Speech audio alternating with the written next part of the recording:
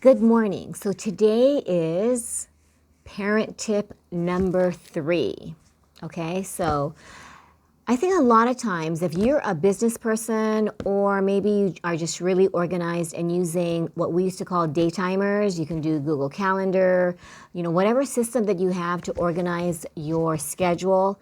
Well, this is a perfect opportunity to teach kids of all ages the importance of time blocks, right? We all need to know what exactly are our intended tasks of the day. Do you need to, as a student, start your essay on, say, the pyramids? You need to complete chapter 1, problems 1 through 10 for your pre-algebra class.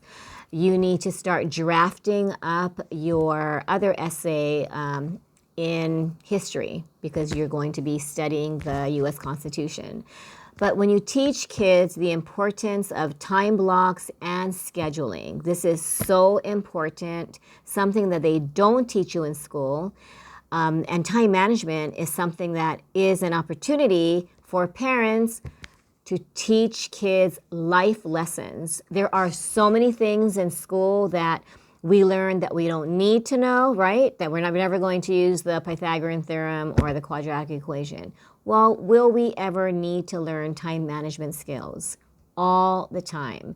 If you don't know how to master time management, your day can just go by with nothing done, right? We've all been there where we have 7 things to do, then we end up talking to a friend for a couple of hours, we binge watch some Netflix show, then we go onto YouTube, and then this leads to other social media, which leads to watching the news, which leads to reading, newspaper, magazine, which leads to cooking dinner, and then before you know it, it's 9 at night, and you wonder, where did the day go? Well, you don't want your child to develop bad time management or lack of time management skills. So my parent tip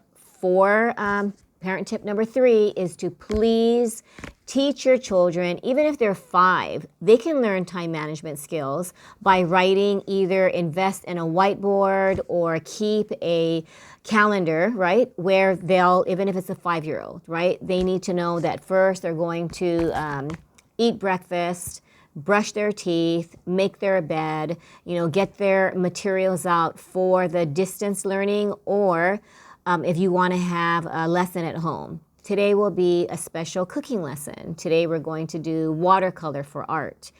Today we'll be going outside to have some exercise, and they might, run, or they might, if you guys have like a inflatable pool or even sprinkler system, right?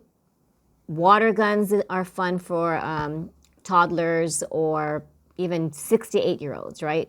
If you have someone in preschool, it'll be a simpler time management schedule, but believe me, it is not too early to teach some kind of scheduling skills with your kids. I've had a to-do list all my life, taught my to-do list, strategy.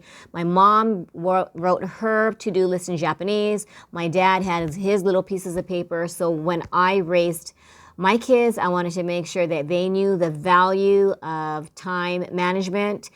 Another skill besides just, writing it down and delegating your time blocks, though, is really have like 3 columns where it's to do, and then what you're doing at the moment, and then your it is done. So if you teach children at a younger age, right, that they have this to-do list, well, what are they going to tackle next? Well, that is in the I am doing this now schedule, right? And then when it's done, it's such a sense of accomplishment when your task is done. Don't have 12 different assignments. There's so many teachers, though, that give assignments, making the child feel that the entire academic day will only be English, right? So just spread it out. Normally, the key subjects, English, science, social studies, and math will probably have homework assignments. Just let children figure out, with a lot of guidance in the beginning, how they plan to schedule their academic day.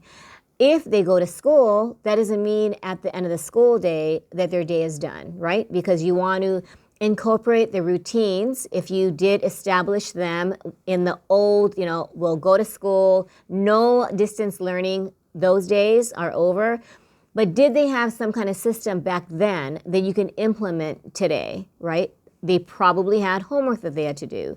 For elementary kids, a lot of my students went home, got a snack, got their materials together, and then they met me for tutoring. Some of them had after-school programs where they completed their assignments, and so my job with them was just to review the hard problems or to just see how they did with their homework, or was it test prep? This is a perfect opportunity. You don't have to be a teacher to teach time management. If you don't know the specific skills, like maybe you don't know how to do the chart where it's to do and then doing and then completion, make Google your best friend. I always tell my students, if you're not sure, you have Google. There's many of us in my generation, if you graduated in the 80s or before, you did not have the internet to Google and ask, anything that you are curious about. So there are time management resources for different grade levels. If you have any questions, just message me.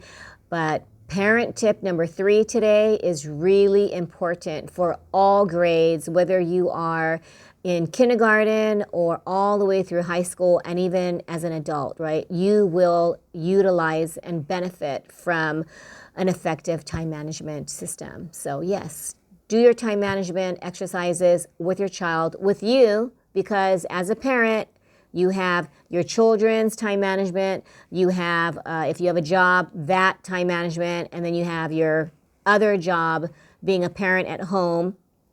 You can actually add laundry, you can add, any big projects that are, even vacation planning. Well, maybe we're not so much going on vacation, but it could be some family project, whether it be renovating a bedroom or reorganizing the garage. Time management is a skill that anyone can benefit from, right? So thank you for listening and watching parent tip number 3.